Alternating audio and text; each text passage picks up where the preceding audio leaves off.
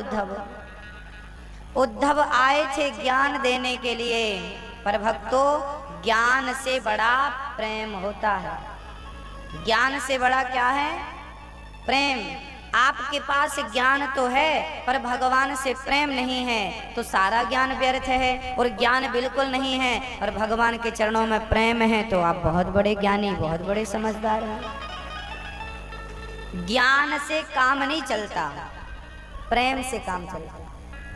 इसलिए ज्ञान हो ना हो पर भगवान के चरणों में प्रेम होना चाहिए।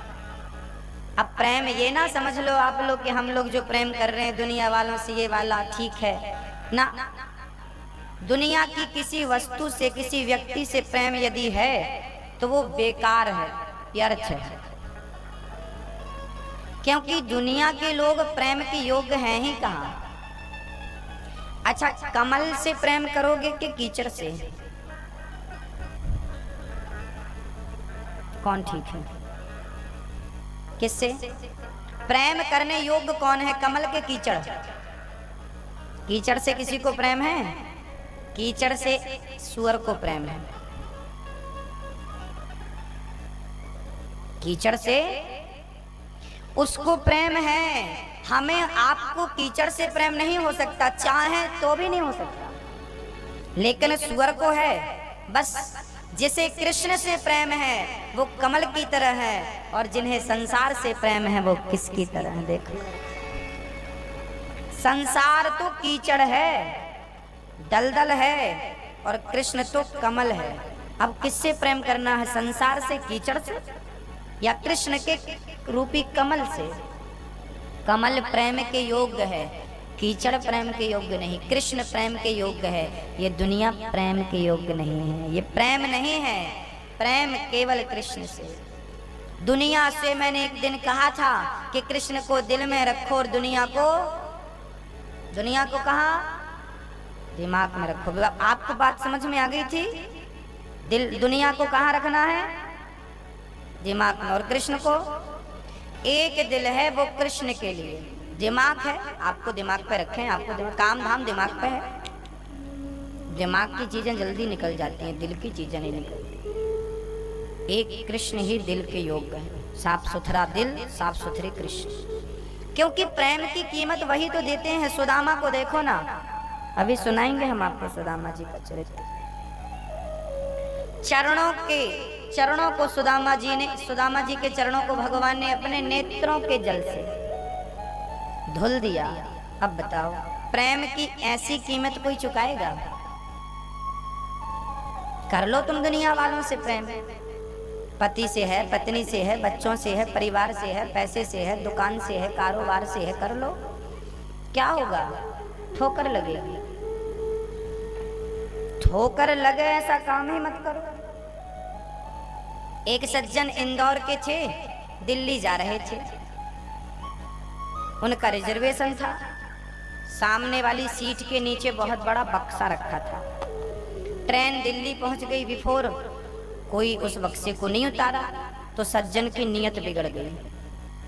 बोले किसी का नहीं तो शायद भगवान ने छप्पर फाड़ के दिया। तो सज्जन ने वो बक्सा निकाला, बड़ा वजन था, उतारा। पुलिस वाले भाई आ गए। क्या है इसमें? कुछ नहीं, भांजी की शादी है, सामान है। झूठ बोल रहा है। देखना इसका हमारा झूठ कहाँ हमको तकलीफ देता है। आप लोग बोलते हैं ना गुरुजी सच बोलेंगे तो काम नहीं बनेगा, झूठ बोलते हैं काम। ऐसी आपकी गलतफहमी है। आप लोग बोलना चाहते नहीं ना सच, ठीक है। आप लोग कहते गुरुजी जमाना सच का नहीं है। पहले ये बताओ कि जमाना आपसे है कि आप जमाने से हैं? आपसे जमाना है कि जमाने से आप हैं? बोलो बोलो मैया, मैया जी, ओ प्यारी मैया, आप जमाने से हो कि जमाना आपसे है? हमसे जमाना है, जमाने से हमसे जमाना है। तो लोग कहते जमाना खराब है। अरे जमाना भी तुमने ही तो बनाया है। आप खराब हो तो जमाना खराब है, आप अच्छे हैं तो जमाना भी अच्छा है। आप सच के मार्ग पर चलें तो जमाना भी अच्छा है, आप झूठ बोलेंगे, धोखा देंगे, फलाना करेंगे। खराब जमाना, हमसे जमाना है, जमाने से। जमाने को हमने तो बनाया है। बोलो।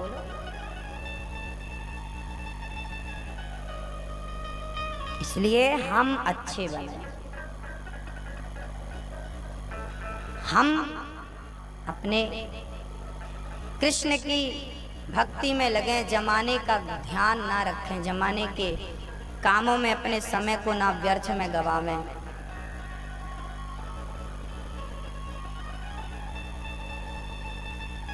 इसलिए प्रेम भगवान से हो, प्रेम भगवान से हो, दिमाग दुनिया वालों छोड़ो। भगवान का, उद्धव जी ज्ञानी है ना, प्रेमी नहीं है। ज्ञान जो होता है ना, ज्ञानी बंदर के बच्चे जैसा होता है, जबकि प्रेमी बिल्ली के बच्चे जैसा होता है। भगवान को ज्ञानी पसंद नहीं है, प्रेमी पसंद है। अच्छा, बंदर का बच्चा जो होता है वो खुद बंदरिया को पकड़ता है। इस पेड़ से इस पेड़ में छलांग लगाएगा तो माँ नहीं पकड़ती, बच्चे को पकड़ना पड़ता है। और बच्चे की पकड़ कमजोर हो गई तो फिर बच्चा गिर भी जाता है। तो जो ज्ञानी होता है ना, वो बंदर के बच्चे की तरह, जैसे बंदर ने, बच्चे ने माँ को पकड़ा है, ऐसे ज्ञानी अपने ज्ञान से भगवान को पकड़ता है। ज्ञानी लोग भगवान को पकड़ते हैं। तो ज्ञानी लोग बंदर के बच्चे जैसे होते हैं। और भक्त कैसे होते हैं? बिल्ली के बच्चे जैसे। बिल्ली के बच्चे में क्या है? बोले बिल्ली अपने बच्चे को 7 घर घुमाती है, तब कहीं जाके उसकी आंखें खुलती हैं। वो 7 घर घूमता है तो उसकी आंखें खुलती है। आप भी 7 दिन की कथा सुनेंगे तो आपकी भी आंखें खुल जाएंगी।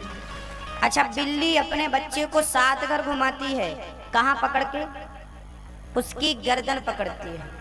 ये वही बिल्ली है कि बच्चे को, चूहे को पकड़ती है तो फाड़ डालती है, और बच्चे को पकड़ती है, खरोंच नहीं आने देती।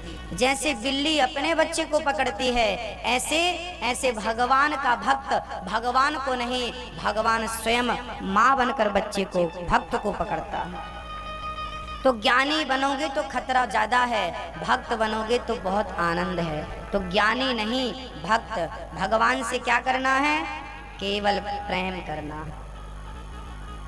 राम ही केवल प्रेम प्यारा। आपका पति आपको साड़ी दे, बंगला दे, गाड़ी दे, पैसा दे, बस प्रेम ना करे, कहे मैं प्रेम तुमसे नहीं पड़ोसन से करूंगा, खुश रहोगी आप?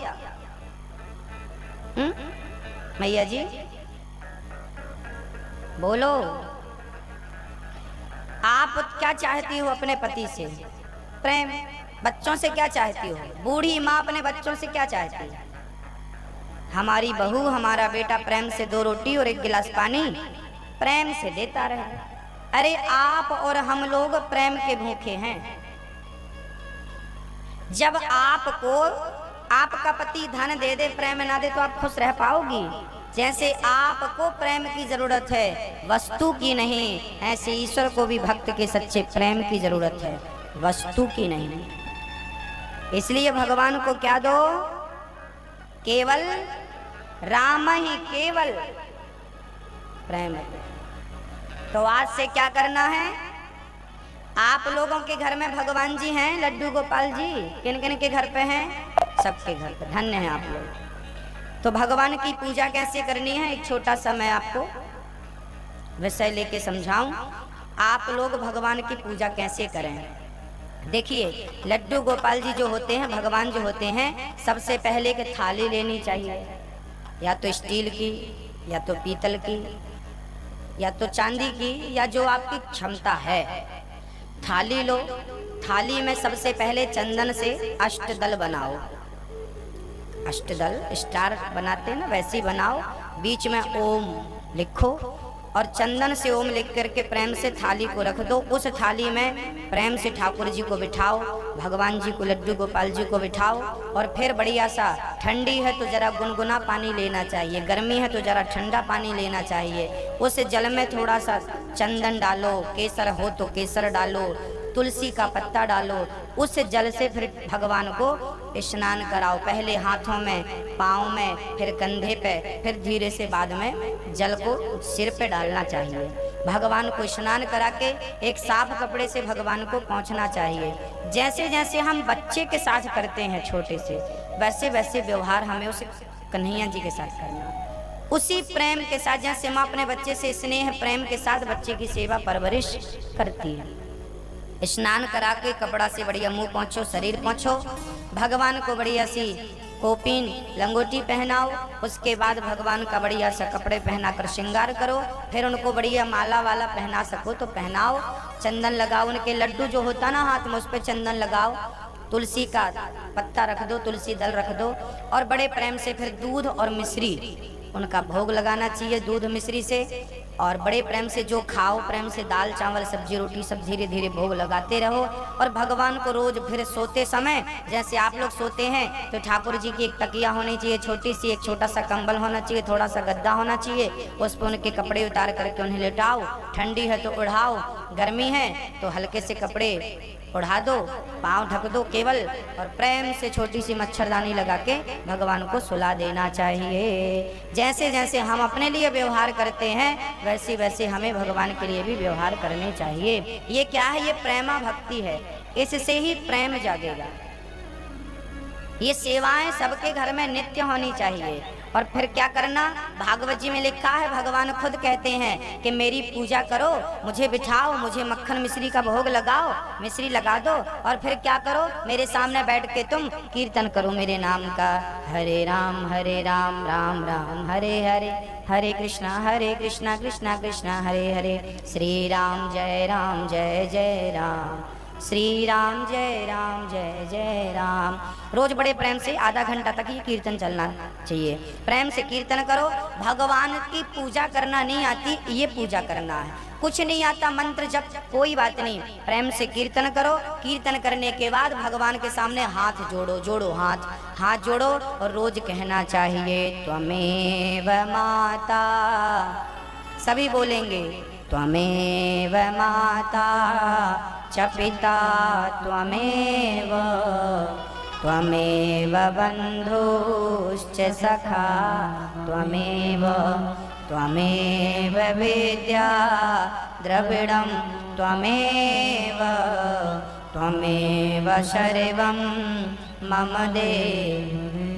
भगवान को नहला धुला के जब कपड़े पहना दो ना, भोग लगा दो, उसके बाद ये प्रार्थना करनी चाहिए, प्रभु हे गोविंद, आप ही हमारे पिता हैं, आप ही हमारी माँ हैं, आप ही हमारे सर्वस्व हैं। हे प्रभु, हमसे कोई अपराध हो गया हो क्षमा करना, किसी का बुरा ना हो, ऐसी बुद्धि देना कि हम कभी किसी का बुरा ना करें, हमारी वाणी से कभी असत्य ना निकले, सदा सत्य के मार्ग पर चलें। प्रभु, हमसे किसी का बुरा ना हो, सबको हम सबका सहयोग कर सकें, सबकी सेवा कर सकें, हमें इस काबिल बनाना कि हम सबके काम आ सकें।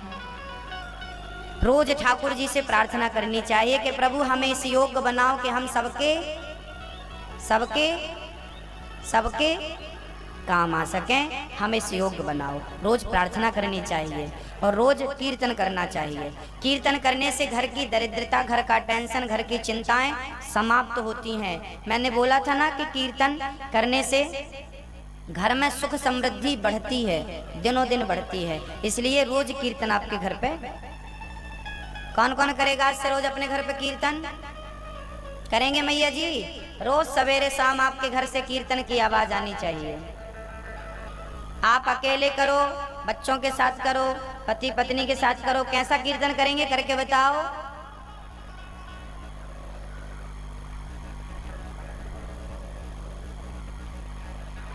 थोड़ा जोर से बोलो मेरी माँ।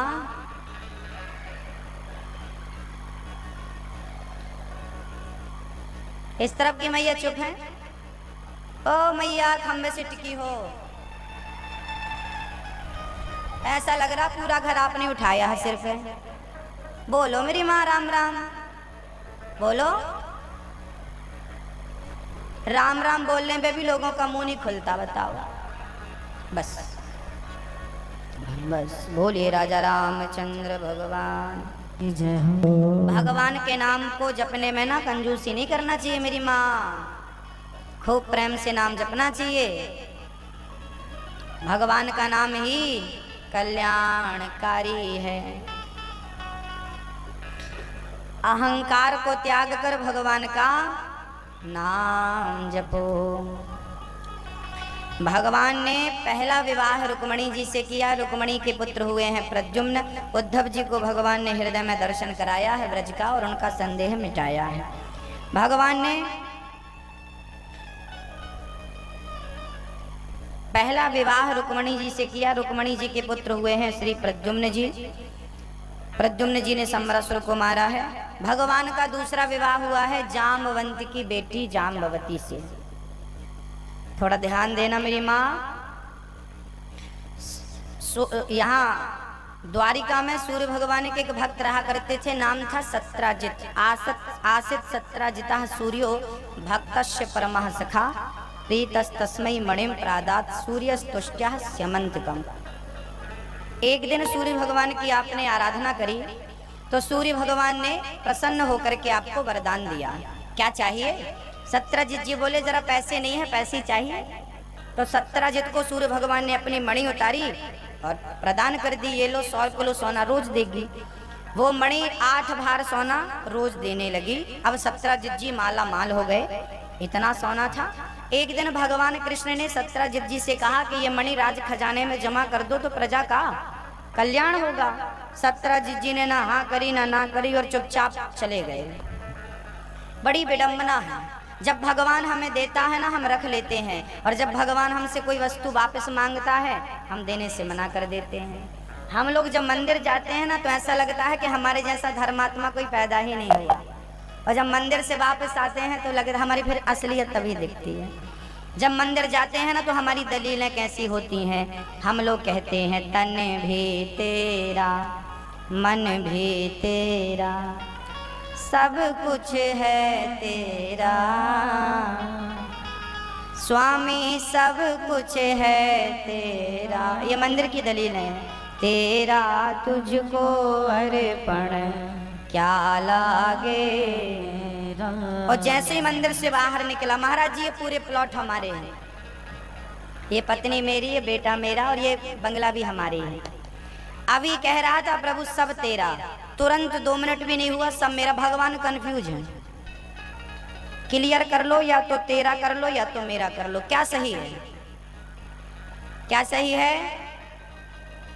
आपका अपना घर किस किस के पास है?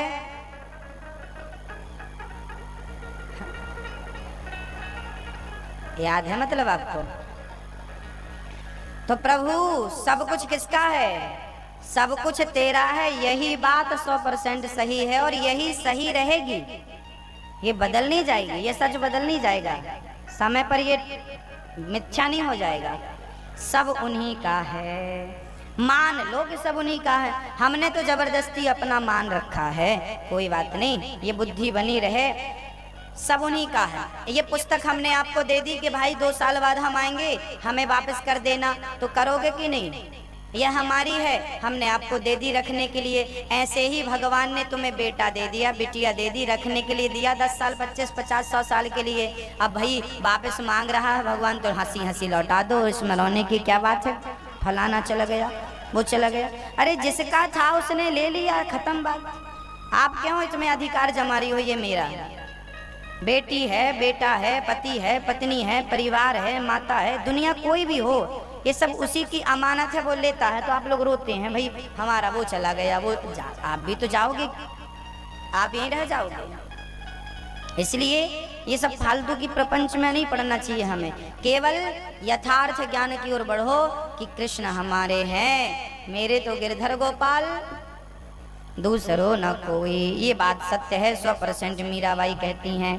भगवान को कलंक। एक दिन क्या हुआ, सत्राजित जी ने मणि नहीं दी, उनके भाई प्रसेन ने वो मणि पहन के जंगल शिकार खेलने चले गए। तब क्या हुआ, जंगल में प्रसेन को शेरों ने मार दिया और बब्बर शेर को जामवंत जी ने मारकर मणि बिटिया को दे दी। अब भगवान को कलंक लगा कि तुमने मणि चुरा ली।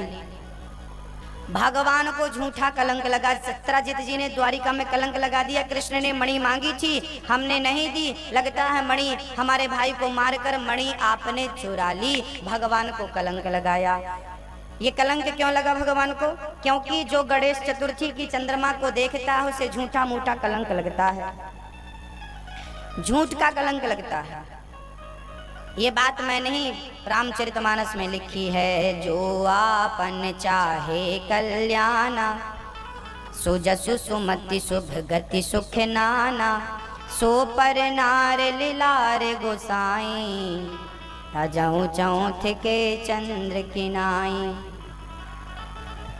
जो स्त्री अपना कल्याण चाहती है वो पुरुष को ना देखे, जो पुरुष अपना कल्याण चाहता है वो स्त्री को ना देखे। इसका सीधा अर्थ है कि स्त्रियों को चाहिए कि पुरुषों को देखना छोड़ दो, पुरुषों को चाहिए कि स्त्रियों को देखना छोड़ दो। अब प्रश्न ये खड़ा, देखना छोड़ दें तो फिर बाजार जाएं तो क्या आंखों में पट्टी बांध लें? बोले आंखों में पट्टी बांधने की जरूरत नहीं है, केवल अपना नजरिया बदलने की जरूरत है, केवल दृष्टिकोण बदलने की जरूरत है। कैसे बदला जाएगा? बोले स्त्रियों को कैसे देखें? हमारे बुजुर्ग कह गए हैं कि देखना बुरा नहीं है, ताकना बुरा है। क्या बुरा है? ताकना।